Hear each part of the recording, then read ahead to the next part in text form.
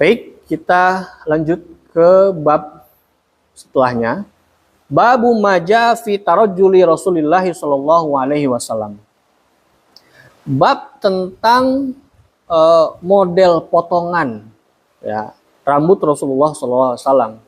Nah, jadi meskipun di awal tadi dijelaskan Nabi lebih suka awalnya menguraikan rambut, tapi juga Rasul juga sangat memperhatikan kebersihan bahkan kerapian rambutnya beliau. Ya, tuh.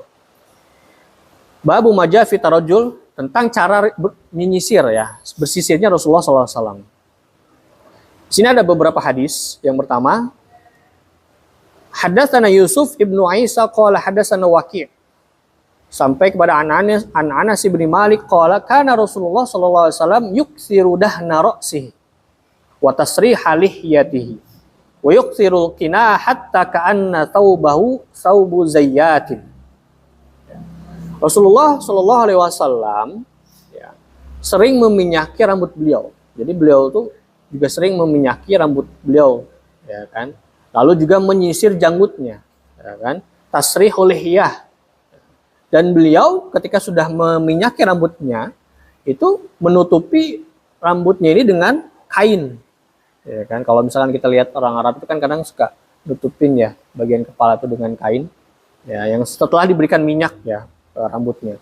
Sampai-sampai pakaian beliau itu seperti pakaian orang yang memakai minyak ya, karena saking banyak minyak yang beliau gunakan di rambutnya beliau itu. Ya, jadi supaya terlihat rambut itu tidak kusam ya kan, terawat. Nah, itu beliau menggunakan minyak ya. Lalu hadis berikutnya, hadatsana Hannad bin Sari.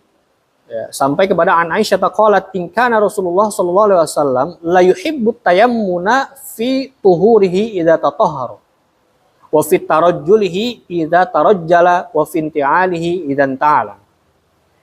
Hadis dari Hannad bin As-Sari sampai kepada Aisyah radhiyallahu anha, ia berkata, Rasulullah sallallahu alaihi wasallam suka mendahulukan anggota tubuh yang kanan. Terlebih dahulu mendahulukan yang kanan. Pertama ketika bersuci, fit tuhurihi idza tatahhara. Lalu fit tarajjulihi idza tarajjala, ketika menyisir. Ya kan tadi kan disebutkan di awal Rasul juga pernah menyisir membagi dua ya. Jadi Rasul mendahulukan sebelah kanan itu disisir. Ya kan? Wa fi inti'alihi idzan ta'ala, dan juga ketika memakai sendal. Nah, ini. Mengapa Rasulullah memulai itu dari sebelah kanan gitu kan? Karena kanan itu kan identik dengan golongan kanan, sesuatu yang identiknya pertanda baik ya kan. Dalam Al-Qur'an pun dijelaskan ashabul yamin wa ashabus shimal ya kan. Rasulullah ingin memberitahukan, mengabarkan bahwasanya kanan itu sesuatu yang baik daripada yang kiri gitu ya. Makanya di sini dijelaskan Rasulullah selalu memulai sesuatu itu pasti diawali dengan yang kanan. Ya. Nah, ini salah satu sunnah yang bisa kita ikuti ya kan, ketika kita menyisir rambut. Nah, mulailah dari yang sebelah kanan, memakai sendal, ya kan, bersuci dan sebagainya. Itu ya. Lalu hadis berikutnya, hadatsana Muhammad bin Bashar qala hadatsana Yahya bin Sa'id sampai an Abdullah bin Mughaffal qala naha Rasulullah sallallahu alaihi wasallam anit tarajjul illa ghibban. Nah, illa ghibban. Hadis dari Muhammad bin Bashar sampai kepada Abdullah bin Mughaffal. Ia berkata, Rasulullah SAW melarang kami untuk merapikan rambut secara berlebihan, kecuali hanya sesekali, illa ghibban. Nah, jadi meskipun Rasulullah juga merawat rambutnya, tapi juga tidak menganjurkan untuk sesering mungkin gitu, juga, ya kan? Karena khawatirnya kita terlena dengan dengan model rambut, ingin merubah ini, merubah begitu, ya kan? Maka anjuran Rasulullah SAW illa ghibban, hanya sesekali saja, ya kan? Ketika melihat rambut acak-acakan, bolehlah disisir ataupun diberi minyak rambut. Ya. Tapi tidak boleh terlalu berlebihan. Ya, ini tidak boleh terlalu berlebihan. Khawatirnya melalaikan kita dari beribadah, ya kan, melalaikan kita dari zikir dan sebagainya. Saking kita fokusnya kepada merawat rambut, ya kan, menyisir bahkan memberi minyak rambut dan sebagainya. Nah itu. Lalu hadis yang berikutnya, hadatsana Hasan bin Arafah qala hadatsana Abdus Salam bin Harbin sampai kepada An Humaid bin Abdurrahman an rajulin min ashabin Nabi sallallahu alaihi wasallam anna Nabiyya sallallahu alaihi wasallam kana yatarajjalu ghibban. Hadis dari Al Hasan bin Arafah sampai kepada Humaid bin Abdurrahman. Dari salah seorang sahabat Nabi Muhammad SAW bahwa Rasulullah SAW menyisir rambutnya hanya sesekali, jadi tidak sering, ya kan? Ini masih sama dengan pembahasan hadis yang sebelumnya tadi, ya. Karena apa, di dalam syarahnya dijelaskan ya tadi, kalau kita terlalu fokus dengan merapihkan rambut, memberi membuat rambut itu sesuai dengan stylenya masing-masing, nah itu tidak boleh terlalu berlebihan. Khawatirnya seperti halnya perempuan ya mungkin ya. Ya, karena perempuan kan ketika nyisir dan sebagainya itu kan banyak macamnya gitu. Maka untuk laki-laki tidak diperkenankan untuk terlalu fokus, ya. Boleh tapi hanya sesekali, illa ghibban gitu. Ya, karena mungkin kan yang namanya rambut suka terkena kotoran, ya kan, ataupun setelah bangun tidur ataupun setelah kita beraktivitas acak-acakan. Nah, ketika pun dirapihkan ya tidak usah terlalu berlebihan. Ini hanya sesekali saja, ya kan. Jangan sampai kita merapihkan rambut sampai melalaikan kita dari ibadah, ya kan, atau zikrullah dan lain sebagainya. Gitu.